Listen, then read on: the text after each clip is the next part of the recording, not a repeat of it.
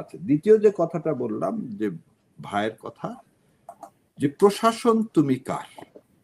দ্বিতীয় কথা হলো, প্রশাসন বিএনপির দিকে হেলে পড়ছে না হেলে পড়েনি, আমি এই জায়গায় যাব না। আমার কাছে, আমি এর আগেও বিভিন্ন জায়গায় বলছি, এই প্রশাসন এখনো দিল্লির প্রেসক্রিপশনে চলতেছে। আমি কিন্তু কখনোই বলিনি কোনো জায়গায় যে বিএনপির প্রেসক্রিপশনে এই সরকার চলতেছে। এই প্রশাসন বিএনপির প্রেসক্রিপশনে চলতেছে। কারণ কি বলে দিচ্ছি, বিএনপি এবং জামাতের মধ্যে এই প্রশাসন চাচ্ছে একটা বিভেদ। তাহলে তাদের কি অ্যাচিভমেন্টটা কার? ধরেন বিএনপি আর জামাতের মধ্যে যদি বিভেদ হয়, দেশে যদি জুলাই সনদ বাস্তবায়ন না হয়, লাভটা কার? লাভটা ওপারের। এই সিম্পল ইকুয়েশনটা এদের বললে, ঠাকুর ভাই বললো না, আমি আর ঠাকুর ভাই দুজনে বুঝি বলেই আমাদের মধ্যে এই বিষয়গুলো নিয়ে আমরা বাড়াবাড়ি করি না। আর ইসলাম হচ্ছে মধ্যম পথ। এখন কেন এই কথাটা বললাম, দেখেন মাহমুদুর রহমান ভাই যে কথা বলছে তার আগে একটা কথা বলছে, শোনেন। শেখ মুজিবুর রহমান যখন 10 তারিখে বাংলাদেশ আসছেন, তখন এয়ারপোর্টে নজরুল ইসলাম সাহেব কানে কানে বলছে, এই আমি কিন্তু প্রধানমন্ত্রী হতে চাই। মানে উনি জানেন না যে উনি বাংলাদেশের রাষ্ট্রপতি আছে, সেজন্য কিন্তু উনি শপথ নেননি। উনি কোনো শপথ 10 তারিখে এসে নিলেন না। তাহলে একটা লোক যে নেতা, সে তো বলতে পারতো যে না, আমি হচ্ছে তোমাদের সবার নেতা, সমস্ত বাংলাদেশি মানুষের নেতা, আমাকে কেন ক্ষমতা যেতে, আমাকে তো মানুষ হৃদয়ের মণিকোঠায় স্থান দিবে।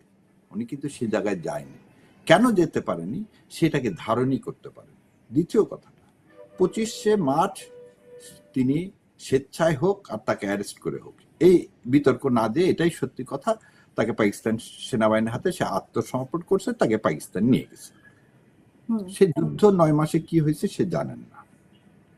তাকে যখন দিল্লিতে নেমে সে দিল্লিতে যেটা ব্রিফ শুনলেন, এবং সেই শুনেই কিন্তু সে এই দেশে পদার্পণ করলো। মাহমুদুর রহমান ভাই এই পর্যন্ত বলে তারপর বলতেছেন যে আজকে আপনাকে যারা, আপনি একটা জিনিস দেখেন, এটা আমি একটু আগে প্রিন্ট আউট দিয়ে নিয়ে এসেছি। ডেইলি স্টার যেদিন বেগম খালেদা জিয়াকে মইনুল রোডের বাড়ি থেকে উচ্ছেদ করা হয়, সেদিন তারা লিখছে কি, আদালত অবমাননা করে স্বেচ্ছাচারিতার মাধ্যমে ওই বাড়ি দখল করেছিল বেগম খালেদা জিয়া। আজকে সেই লোকটাই কি বড় বড় বক্তৃতা দিচ্ছে জনাব তারেক রহমানের ওখানে। কি বক্তব্য দিলেন উনি, যে পানি একদিন আর পানি খুঁজে পাওয়া যাবে না, বুড়িগঙ্গা নদী, শীতলক্ষা নদী সব পলিউটেড হয়ে গেছে। কত বড় সে, মানে এই জন্য আমি তাদেরকে বলি কি, বুদ্ধিজীবী বলি না, তাদেরকে কি বলি জানেন, বলবো না, থাক, এগুলো বললেই সমালোচনা হচ্ছে। কি সেটাই কথা বলতে পারতো যে পানি 75 সাল থেকে না 71 সাল থেকে ভারত সমস্ত পানি তুলে নিয়ে চলে যাচ্ছে। আজ তিস্তা শুকিয়ে গেছে, আজকে পদ্মা শুকিয়ে গেছে, যমুনা শুকিয়ে গেছে, পানির ব্যবস্থা করতে হবে। এই ইন্ডিয়ার যে অন্যায্যতা, এই অন্যায্যতার কথা উনি ওখানটা বলতেছেন কি, প্রশ্নটার উত্তরটা কি, মেঘনা থেকে পানি নিয়ে আসা হচ্ছে, একসময় তো মেঘনা নদীও পলিউটেড হয়ে যাবে, ঢাকা মানুষ 3 কোটি লোক বসবাস করে, পানি কোথায় পাওয়া যাবে, পানি না খেয়ে মারা যাবে। আরে পানি তো মেন সমস্যা করতেছে ভারত। তুমি ডেইলি স্টারের সম্পাদক, তুমি এটা জানো না? তুমি বলতে পারত না যে আপনারা ক্ষমতায় গেলে তিস্তা পানি শেয়ারিং এর কি হবে, গঙ্গার পানি চুক্তির কি হবে? উনি কিন্তু সেটা বলেননি।